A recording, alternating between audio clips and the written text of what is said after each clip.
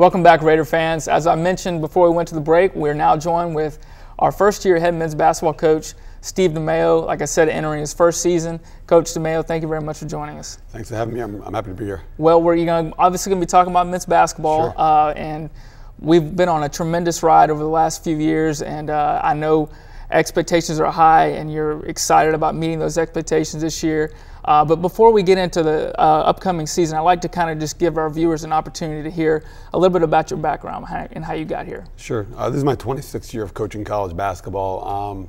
I was very, very close with Steve Forbes, and obviously Steve decided to take a job at Wichita State. And when that job opened, I kind of reached out to you. And I was talking to Steve about some opportunities in the business, and one thing led to another, and I wound up coming down to meet with you. And this place is an incredible place. The facilities are incredible. Dr. Handy's support and administration support and your support and everyone before us did such a good job here. I felt like it was an incredible place for me to be. And I was lucky that you offered me the job and gave me this opportunity to carry forward. Well, we're very glad to have you. You just kind of stepped into a unique situation. You came in the middle of the summer when the majority of your roster was already here, and you had to adapt to that. And then, you only had about 3 or 4 weeks with them in the summer, and then you come back in August, and now here we are in November, getting ready to start the season. So, how has that process been and the transition been for you? I think it's been pretty smooth for the early part of it. Now you get into the basketball stuff and dealing with some academic things, and so there's been a little up and down over the last couple of weeks. I'm trying to put my game plan in. I want the guys to understand my system, and a lot of these guys have transferred from other schools, and we've had I think 6 Division I transfers and a couple guys returning from last year's team. So for them to get everyone on the same page takes a little time. Our goal is to get them on the same page by January. And this month could be a little up and down. We have a very, very competitive schedule. It's probably the most competitive schedule in school history. We go to Houston this week for 2 games, play Lee and San Jack, perennial powers. We've got a bunch of people coming in this next couple of weeks. Then we have Indian Hills, who's a top 5 team. Top 5 team. Mm-hmm. We're really, really good overall, and they have super talent. So, but we're gonna keep fighting. We're gonna keep working, and by the time January comes, hopefully we come together like this.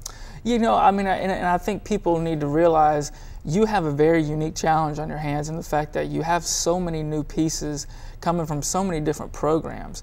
You look at the roster and you think, gosh, you have 8 sophomores, you have a lot of leadership, and we do have some leaders on the team, but it's trying to make those pieces fit because they've all been kind of stars at their own place, and now they got to kind of understand the system and how to play with each other and things like that. So it is a process, isn't it? It is, and at first you think it's gonna be smooth sailing, but everyone's got their own individual goals, and and in the preseason that's what the preseason's for. But during the season we're supposed to bring them together, but it takes a little longer than you would ever think, especially when you deal with third-year transfers or you're dealing with guys who've come from successful backgrounds. Like Clyde scored 10 points in Division I, and Steven was Player of the Year in his conference as a freshman. Things like that. But we have to bring these guys together, understand what we're doing as a system, and we also battled some injuries and a couple other things we've dealt with as well. So it's been a little up and down, and we're trying to figure out our point guard spot. And Farad Cobb has done a great job, and Ethan Telfair has stepped up as well. So unless you have a solid point guard every single day, it's hard to win games at this level because the guard spots are the most important thing. And hopefully we can lean on Farad and Ethan every night. Yeah, and I think Raider fans have to get accustomed to not having Chris Jones out there. He obviously was a difference maker, and he's doing very well at Louisville, wow. By the way. So, that is an adjustment. And as you mentioned, everybody's trying to figure out where they fit in. But let's kind of evaluate your roster. You do have 8 sophomores, and you have a very big team. We do. And kind of elaborate, the strength of the team seems to be kind of in the post. It does. And but junior college basketball is traditionally a fast-paced game, and it's more about guards and wings. And as we saw this past weekend, we played 2 smaller teams, and we had our big lineups out there, and we didn't probably do as well as we probably should have. We went small, and we wound up being more successful. We need to slow the game down to get those guys involved and work on getting the ball inside to those guys in the right spots. And Steven could score in the post. Michael's got an ability to score in the post. Clyde could do it. Darnell could do it. So we have we have 5 guys, 6, 7 or bigger, which is a unique thing for a junior college team. We probably need a few more guards and wings to balance out the roster. But at this point, we have what we have, and we have to work with it. And I think these guys are going to meet the challenges we set forth for them. Absolutely, and Yeah, as I mentioned, you look at the roster, we have 8 sophomores, but we really only have 2 players that played last year. Yes. And so that is unique in itself. Yes, Michael Chandler and Tevin Glass, and they've really stepped up and done a good job. And of course, Michael has committed to Oregon, and Tevin's got plenty of offers. I want to backtrack just real quick and have our viewers understand the fall, during the preseason, what a coach in your position goes through as far as handling 8 sophomores, sure. and you got to handle their recruitment. Sure, sure. Division I coaches are always coming in, and so you almost have to tailor-made your practices to kind of showcase their skills, and it may set you back a little bit. And I think it might have, something like Steve Forbes and Jason, those guys, and Eric basically told me that they ran their practice and that's what they did. They did what they did. Mm-hmm. I was more concerned with trying to help these guys find the right spots, and mm-hmm. I think there's a little bit of a balance in between. I might have spent too much time on tailoring my practice for the coaches to running the workouts without putting in the disciplinary stuff and doing more running and putting more of our offense in and defense in. I think next year we'll definitely do it a little bit differently. But I think we gave these guys an incredible opportunity to be seen and be recruited, and I think all 8 of the guys have plenty of opportunities and stuff absolutely. like that. So now it's our time, and it's time for us to bring it together and figure out how we can win this thing and obviously be successful in the Panhandle, which is one of the toughest conferences in the country. And the great thing is, it seems like now that the season has started, the players are really starting to get hungry and really understand, all right, here's the goal, let's get it going. They really like the team. I think some of them have even mentioned this is the best team they've ever played on. And so I think everybody's really starting to buy in, and you're really starting to see the results of that. We are, and I think, last weekend we played 2 teams. We made them games probably closer than they should have been, but what I always tell people is winning by 20 or 30 doesn't teach you anything about your character, your team.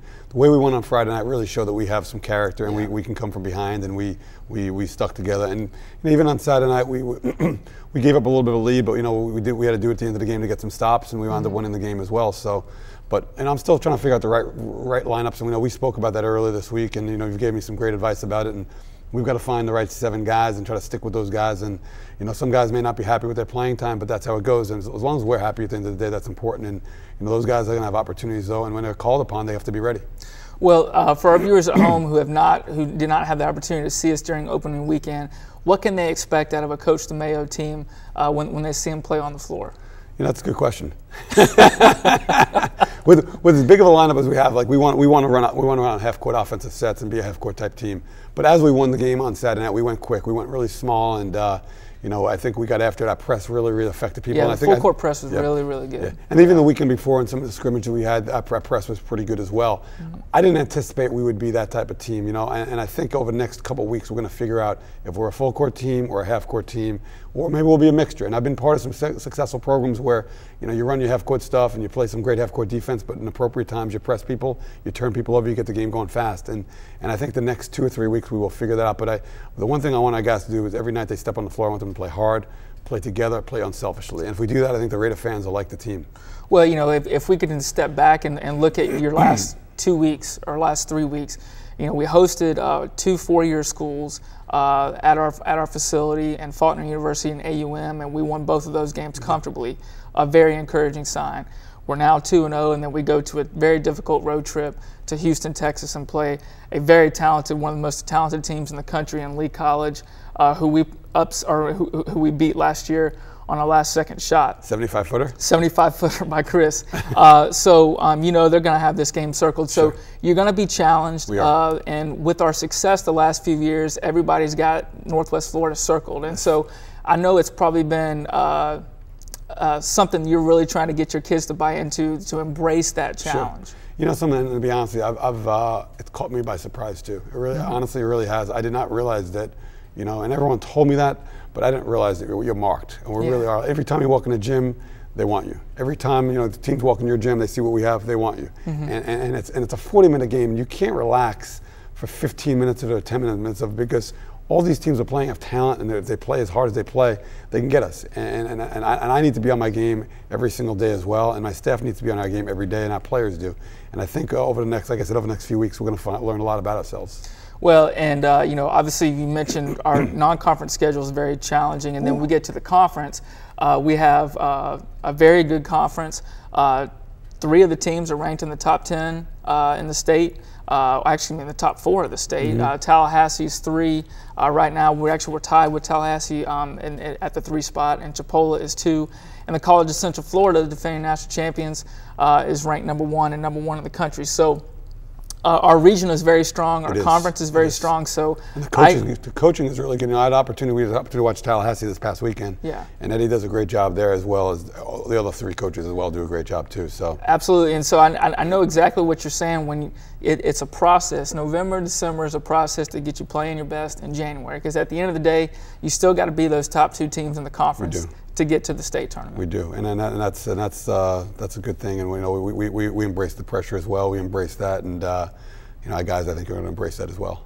Well, real quick, Coach, what are maybe 1 or 2 things you're looking forward out of your team as you go to this big road trip over the next, and even just in the next month or so? What are you looking to add to that team? The good thing about going on this road trip is it's going to be the first time we go away overnight. We're going to spend Thursday, Friday nights, and we're going to be on a 12-hour bus ride each way. So we're going to do 2 nights together away.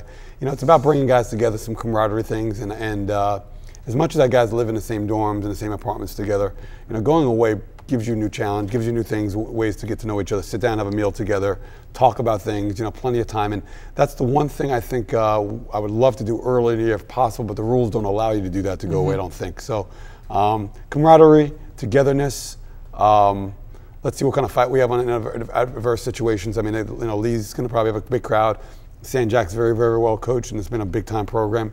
We're going to, and for us to play a 7 o'clock game and then a 4 o'clock game with a shorter roster than I'd like to have. We got a couple guys injured and some things like that. It's going to be definitely a challenge, but whatever we do this weekend is going to tell us about ourselves, and it's going to give us opportunities and things to work on over the next few weeks. And we're looking for some good things from a lot of the guys. Absolutely, and Coach, I can tell you that you got a lot of good players on your team. I know you guys are really grinding, and I have the utmost faith that you guys are going to have a fantastic season. So we look forward to that. We appreciate that. Coach, thank you very much for joining us. Raider fans, I do want to mention a couple things. First of all, the Raider Athletic Department is pleased to announce our new website is going to be launching.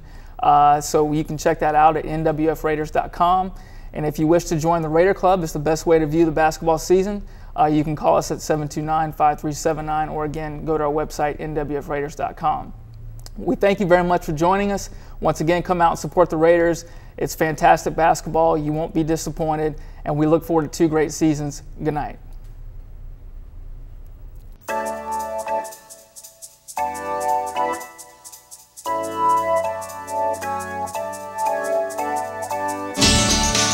Northwest Florida State College presents Outlook, a public service presentation of the college and Cox Communications, focusing on the events, activities, and instructional programs of Northwest Florida State College.